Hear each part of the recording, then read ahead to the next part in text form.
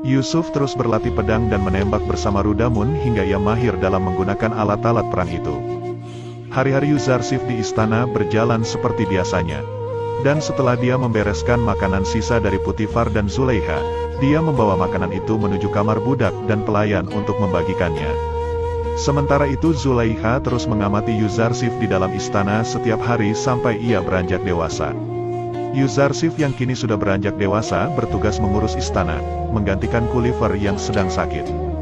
Kulifer yang mengira bahwa hidupnya tidak akan lama lagi, meminta agar Yuzarsif mengajarkan tentang agamanya, dan menceritakan tentang Tuhan yang ia sembah. Karena selama 11 tahun ini dia sudah mempertimbangkan untuk menyembah Tuhannya Yuzarsif. Yuzarsif pun mengatakan jika Kulifer sudah termasuk penyembahnya, karena selama 11 tahun dia sudah mempertimbangkan untuk menyembah Allah saat itu. Di sini Yuzarsif juga mengakui kepada Kulifer, bahwa dia adalah nabi utusan Allah yang terakhir pada zaman itu. Pada akhirnya Kulifer pun terbebas dari keyakinan yang sesat, dan kini menganut agama Tauhid bersama Yuzarsif. Seluruh istana mengetahui bahwa Yuzarsif setelah menggantikan posisi Kulifer sebagai pengurus istana. Tapi Yuzarsif harus mengatakan bahwa dia hanya menggantikan sementara, karena Kulifer sedang sakit. Dan jika Kulifer sudah sembuh nanti, posisinya akan dikembalikan kepadanya. Sementara itu Kalimama terus menghasut Zulaikha, untuk mempertimbangkan keputusan Putifar yang mengangkat Yuzarsif sebagai pengurus istana. Zulaikha pun memarahi Kalimama, karena dia terus saja menjelek-jelekan Yuzarsif di depannya.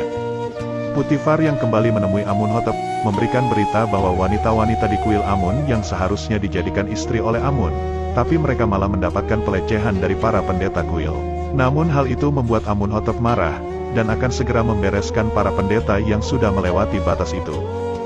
Terjadi perdebatan antara Amunhotep dan Permaisuri. Di sini Permaisuri memperingatkan agar tidak menjelek-jelekkan Amun dan para pendeta, karena akan membahayakan kepercayaan mereka. Tapi Amunhotep mengatakan bahwa kepercayaannya kepada Amun mulai hilang, akibat ulah dari para pendeta yang selalu berbuat kurang ajar dan semena-mena. Amunhotep juga memperingatkan anaknya Amunhotep muda, agar nantinya jika dia sudah diangkat menjadi raja, dia harus bisa bijaksana dan bertindak tegas kepada pendeta-pendeta Amun yang sudah berbuat seenaknya itu. Dia juga mengatakan bahwa ibunya terlalu fanatik terhadap Amun dan para pendetanya, sehingga dia buta dalam melihat kejelekan yang mereka lakukan. Setelah Putifar pulang dari istana Amunhotep, dia kembali ke istananya dan mengajak Yuzarsif untuk beradu pedang bersamanya. Di tengah-tengah duel itu, Yuzarsif memperingatkan kepada Putifar, bahwa Amunhotep sedang dalam bahaya, karena akan ada yang menjatuhkannya dari dalam istananya sendiri. Sementara itu, Anikmahu mendapatkan surat dari Permaisuri, bahwa kuil dan para pendeta akan segera diperangi oleh Amunhotep dalam waktu yang tidak akan lama lagi. Anikmahu yang merasa ketakutan, hanya mempunyai dua cara untuk menyelesaikan masalah ini. Yang pertama adalah mereka harus meminta maaf langsung di hadapan Amunhotep, atau yang kedua adalah menyuruh orang agar bisa membunuh Amunhotep. Padiamun langsung mengusulkan agar Anikmahu menjalankan cara yang kedua, dengan memerintahkan orang terdekat Amunhotep untuk membunuhnya. Pendeta lainnya juga menyetujui usulan Padiamun itu, dan mengetahui siapa orang yang akan mereka sogok nantinya. Kembali ke istana, Kulifer akhirnya meninggal dunia dengan tenang setelah ia memeluk agama Tauhid. Dan Yusuf mendoakannya agar Allah mengampuni semua dosanya dan melapangkan rahmatnya. Sementara itu di Kan'an, Yakub selalu menangisi kepergian Yusufnya, dan dia juga mengatakan kepada Benyamin, bahwa sebenarnya tak masuk akal dia terus menangisi Yusuf. Karena berpisah dari satu anak, sedangkan dia masih memiliki 11 anak yang lain. Singkat cerita, Yuzarsif yang kini sudah menjadi pengurus istana, sekaligus penasehat istana, mulai digoda oleh Zulaikha yang dari dulu sudah menyukainya. Zulaikha mengundang Yuzarsif ke kamarnya untuk berkonsultasi. Dia lalu menceritakan sebuah cerita, bahwa ada seorang wanita yang mengkhianati suaminya. Dan menurut Yuzarsif, apa yang harus dilakukan oleh wanita itu? Yuzarsif mengatakan, bahwa dia belum tahu apa yang harus dilakukan, karena banyak pertimbangan yang harus diketahui, dan apa alasan wanita itu mengkhianati suaminya. Zulaikha mengatakan bahwa wanita itu sedang jatuh cinta kepada seseorang.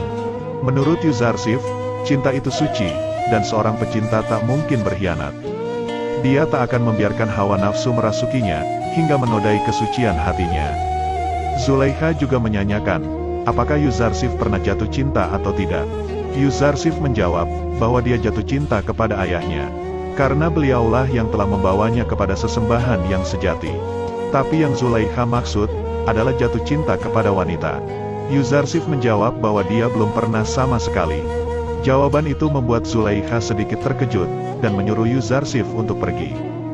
Dan jika dia akan berkonsultasi lagi, maka dia akan memanggilnya kembali. Zulaikha langsung marah dan menyampaikan kepada Kalimama, bahwa Yuzarsif kini telah lupa kalau dirinya adalah budak. Dia sama sekali tidak mempedulikan perhatian Zulaikha, bahkan menyukainya sedikitpun. Lalu Zulaikha menyuruh agar Kalimama menyiapkan pesta di istananya, agar dia bisa melupakan Yuzarsif dan bersantai sejenak. Saat di pesta itu ada seorang wanita yang menanyakan tentang budak Ibrani yang dimiliki oleh Zulaikha, yang membuatnya sedikit cemburu kepadanya para wanita di sana.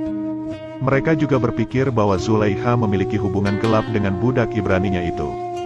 Ternyata pesta itu tidak membuat Zulaikha melupakan Yuzarsif, tapi malah semakin membuat ia memikirkannya. Zulaikha juga berniat akan bepergian ke tempat yang jauh, agar dia bisa menghapus Yuzarsif dari pikirannya. Sementara itu, Yuzarsif kembali menyambangi ruang para budak dan pelayan, untuk memberikan makanan dan berkhotbah di hadapan mereka. Ketika Zulaikha pergi ke tempat yang indah, dia malah merasa jenuh di sana, karena dia terus saja memikirkan Yuzarsif yang jauh darinya. Ternyata dia tidak bisa jauh dari Yuzarsif, dan pada akhirnya dia pun kembali ke istana. Setelah sampai di istana, Zulaikha memberikan hadiah berupa mutiara yang ia dapatkan saat dalam berpergian kepada Yuzarsif. Dia juga menanyakan kenapa Yuzarsif tidak pernah memandangi wajahnya seperti saat ia waktu kecil dulu. Yuzarsif mengatakan bahwa ia harus selalu menunduk dan malu kepada junjungannya, untuk menunjukkan tata karma. Tapi Zulaikha lebih menyukai kejujuran dan ketulusan Yuzarsif pada saat kecil, ketimbang tata keramanya saat ini. Setelah Yuzarsif pergi, Kalimama bertanya-tanya, siapa junjungan yang Yuzarsif maksud, apakah Zulaikha atau Tuhannya? Yuzarsif yang tidak membutuhkan mutiara pemberian Zulaikha, langsung memberikannya kepada Mimi Sabu, agar dijual ke pasar dan membeli alas tidur yang layak untuk para pelayan. Yuzarsif juga memperingatkan Mimi Sabu untuk selalu mengawasi Kalimama untuknya. Karena Yuzarsif khawatir, akan ada bahaya yang mengancam. Yuzarsif mengatakan bahwa mereka harus berlindung kepada Allah, dari para wanita pemuja hawa nafsu. Mimi Sabu pun akhirnya menyadari bahwa kekhawatiran Yuzarsif itu adalah sebuah percintaan sudah sewajarnya. Semua wanita jatuh cinta kepada Yuzarsif karena ketampanannya. Yuzarsif mengira bahwa ketampanannya itu ibarat burung bersuara merdu, yang suara merdunya itu hanya membawa bencana baginya. Yuzarsif juga mulai bertanya-tanya dan khawatir, karena seolah-olah Allah kini sudah tidak memperdulikannya lagi. Tak ada utusan atau pesan yang diberikan melalui malaikat wahyunya. Akibatnya dia merasa bingung dengan apa yang harus dia lakukan saat ini.